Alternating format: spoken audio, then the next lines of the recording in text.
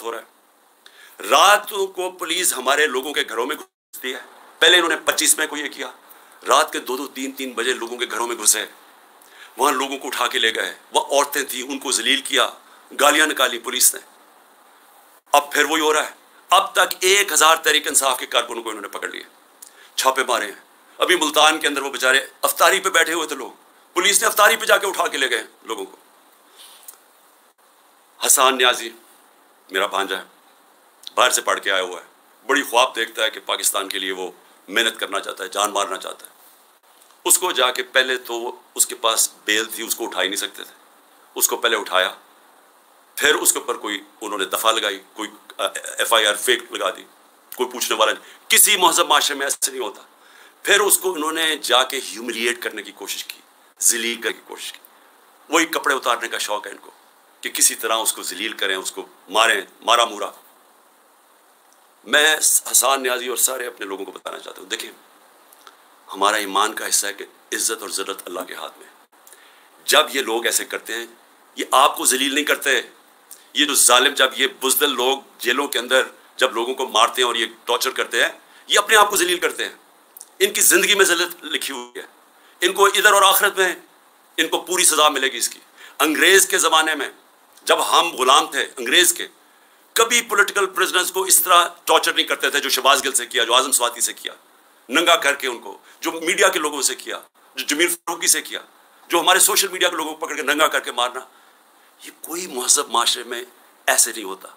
आज़ाद मुल्कों के अंदर ये नहीं होता। ये सिर्फ गुलामों के साथ करते हैं। अगर अमेरिका ने कभी किया भी था टॉर्चर, तो वो दूसरे मुल्कों में जाके करते थे, अपने मुल्क के कानून उनको इजाजत नहीं देते थे। ग्वांटानामो इसलिए बनाया कि वो अपने मुल्क से बाहर था, तो उधर जाके उनसे वो चीजें करते थे जो अपने मुल्क के कानून उनको इजाजत नहीं देते थे। पराए लोगों से भी, फॉरेनर्स को भी इजाजत नहीं देते थे अपने मुल्क में उनको टॉर्चर करें। हमारे अपने मुल्क में जो पॉलिटिकल प्रेजेंस है और जिस तरह का उनको रवैया रखा हुआ है, यानी मैं कभी अपनी जिंदगी में नहीं सोचता था कि हमारी रियासत इतनी नीचे गिर सकती है। अजहर बुशवानी नौजवान है, वो सोशल मीडिया का, उसको उठा लिया, अभी तक नहीं पता कर रहा है वो। उसके माँ बाप की मुझे मैसेज, उसके भाई बेचारे मुझे ले आए,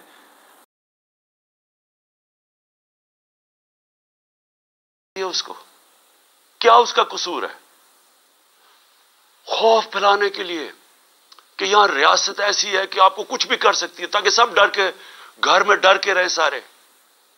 शाहिद हुसैन इंग्लैंड में कामयाब बिजनेसमैन, एक पाकिस्तान की दर्द रखता हुआ कि जी मैं मुल्क के लिए कुछ करना चाहता हूं, वो यहां काम कर रहा था, उसको कल उठा के गायब कर दिया, पता ही नहीं वो किधर है।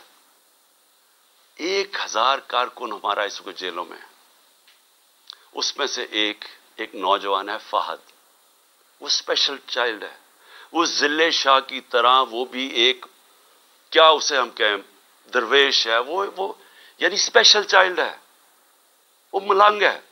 उसकी बहनों की मैसेजेस आ रही हैं कि जी वो 14 से उसको गायब किया हुआ उठा के, यहां 14 ये जो पूरा किला ज़बान पाक का किला फतह करने के लिए जो 3 तरफ से हमला हुआ था, उसको उठा के ले गए। किसी पाकिस्तानियों, किसी आजाद माशरे में ऐसे नहीं होता। ये मकबूजा कश्मीर में कर रहे हैं ऐसे, जो यहां हो रहा है मकबूजा कश्मीर के अंदर इसी तरह लोगों को उठा रहे हैं वहां, जो हम हर रोज मुजम्मत करते हैं और हम कश्मीरियों के साथ इज़हार यकजहती करते हैं, इसलिए कि उनसे यह जुल्म हो रहा है, फलस्तीनियों से यह होता है, यह हमारे से हो रहा है यहां। और ऐसा हो रहा है, ऐसा खौफ फैलाने के लिए कि सब डर जाएं। आमिर मुगल हमारा कारकुन उधर इस्लामाबाद का, वो नहीं था घर में, उसके बच्चे को 11 साल के बच्चे को उठा के ले गए। कौन से मुल्क में ये होता है? मैं फिर से पूछता हूं कि कौन से मुल्क में ये होता है? मैं आज अपनी अदलिया को भी कहना चाहता हूं, मैं फिर अपनी लीगल कम्युनिटी को कहना चाहता हूं, आपके ऊपर अल्लाह ने बहुत बड़ी जिम्मेदारी डाली है, क्योंकि आपका काम है हमारे ह्यूमन राइट्स को प्रोटेक्ट करना। और उसके बाद मैं अपने घर का मैं आखिर में आता हूं, इसलिए कि अदालत में मैंने आज जज साहब को अदालत में बताया, मैंने कहा आपने कहा था कि मेरे घर अगर कोई सर्च वारंट लेने आएगा तो वो आपने तय किया कि एक उनका कोई एसपी पुलिस था और एक हमारा आदमी, और वो इकट्ठे सर्च करेंगे। हमने कहा बिस्मिल्लाह। 40 लोगों ने दरवाजा तोड़ के मेरे घर घुसाए। और तब जब मैं ये बता चुका हूं, मैं वहां इस्लामाबाद था पेशी के लिए, मेरी बीवी अकेली, दीनदार खातून जो दुनिया में जिनका वास्ता नहीं है, अपनी जिंदगी गुजारती है, वो अकेली यहां से दरवाजा तोड़ के अंदर घुसे। 40-50 पुलिस वाले कुछ छतों पे चढ़ गए, कुछ यहां बेचारे जो लोग मिले, कुछ 4-5, जरा देखें वो बेचारे मुलाजिम, उनको मार मार के, उनकी चीखों की आवाजें आ रही है, किसी का बाजू तोड़ दिया पकड़ के, एक को बेहोश करके वह नाली में फेंक के चले गए। यानी इंसान तो छोड़े, दरिंदे भी ये नहीं करते। और किस कानून के तहत किया? जब अदालत ने बताया हुआ था कि आप जा ही नहीं सकते सर्च वारंट के बगैर, और सर्च वारंट में बताया कि क्या होगा, 2 लोग सिर्फ आएंगे, या 40-50 लोग जो पुलिस वालों ने किया, लूट के ले गए, जो चीजें मिली ले गए। वहां बेचारे सर्वेंट, नौकरों की जो मुलाजिमों की जो जगह थी, वहां चले गए, उनकी चीजें लूट के ले गए। सोशल मीडिया का लड़का था, वो कैमरे वो लूट के लेके चले गए।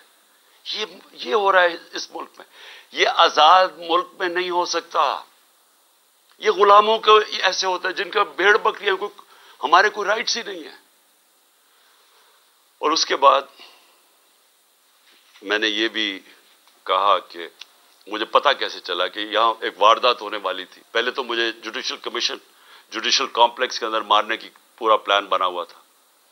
हमारे वकील जो अंदर गए, जो थोड़े से लोग थे, उन्होंने वहां बताया कि माहौल ही कुछ और था। वहां नामालूम लोगों ने कमरे रखे हुए थे। उसके बाद सीटीडी के कपड़ों के अंदर नामालूम लोगों ने उनके कपड़े पहने हुए थे। वहां रेंजर्स, वहां पुलिस, और वहां ये हालात थे कि जो हमारे जिन लोगों के नाम लिखे हुए थे, कि जिन्होंने वहां मुझे रिप्रेजेंट, 10 लोगों ने जाना था, उनमें से शिबली फराज को मारा उन्होंने, वो बेचारे उसकी अभी तक उसकी हड्डी तोड़ दी है, क्रैक कर दिया हिप बोन। शिबली फराज को, वो जाके हॉस्पिटल चला गया। हमारा जो उमर सुल्तान था, नाम दिया हुआ है, उसको मारा, उसका मुंह के ऊपर नाक, उसकी हड्डी तोड़ दी, कुछ भी नहीं हुआ। अंदर ये हालात थे। मैं नीचे 40 मिनट इंतजार कर रहा हूं, ऊपर से पत्थर मार रही है पुलिस, इश्तियाल दे रही है लोगों को, टेयर गैस कर रही है। मैं वहां इंतजार कर रहा हूं अपनी पेशी के लिए। अंदर घुसता हूं तो वहां और ही माहौल था। तो प्लान बना हुआ था मुझे मारने का। मुझे कैसे पता है? मुझे कैसे पता है? क्योंकि मुझे पुलिस ऑफिसर्स ने बताया क्या प्लान बना हुआ था। वो खुद हैरान थे। इस्लामाबाद का आईजी उसमें शामिल था, उसको पता था, और नामालूम अफरादों को पता था। उन्होंने मुझे वहां कत्ल करना था। अल्लाह ने बचाया। कैसे हम वहां, अगर वो जो हालात थे वो ऐसे थे कि वहां अंदर घुस ही नहीं सकता था, तो हम वापस आ गए। फिर यहां मुझे कैसे पता चला कि इधर प्लान किया हुआ था? मुझे ऐसे पता चला कि मुझे फिर पुलिस के अंदर से लोगों ने बताया, सीनियर्स ने बताया कि यहां प्लान बनाओ। और यहां आईजी पंजाब इसमें पूरा शामिल था, आईजी इस्लामाबाद और नामालूम अफराद। इन्होंने मिलकर यहां ऑपरेशन करना था। 1000 रेंजर को इन्होंने तैयार किया हुआ है कि जब भी वो फैसला करेंगे तो जनाब किले में फतह करेंगे, और फिर मुझे यहां कत्ल करने का प्लान है। मुझे पुलिस वालों से, मैं फिर से कह रहा हूं, ये पुलिस इस वक्त डरी हुई है, क्यों? नाम तो उनका पड़ जाना है, नामालूम अफराद का तो नाम आना ही नहीं है। तो उन्होंने, पुलिस वालों ने मुझे आके कहा कि खान साहब यहां से चले जाएं। कोई कहता जी आजाद कश्मीर में आपकी गवर्नमेंट है, उधर चले जाएं। कोई मुझे कहता कि आपकी गिलगित बल्तिस्तान में गवर्नमेंट है, उधर चले जाएं। वो खौफजदा है। देखें, और फिर अच्छा, फिर मजाया खेज बात क्या है? फैसला किया जी कि वो एक जीआईटी बनेगी। जीआईटी कौन बना?